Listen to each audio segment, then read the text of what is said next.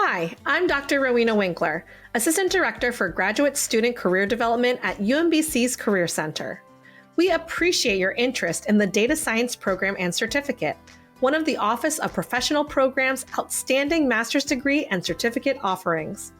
According to the Bureau of Labor Statistics, the employment of data scientists is projected to grow 36% from 2023 to 2033. And there are currently about 202,900 data scientist jobs in the United States to choose from.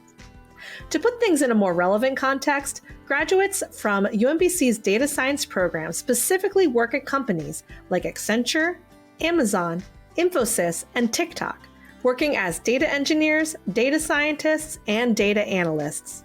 Alumni from this program typically graduate with 8 average years experience. They also earn an average salary of $94,102.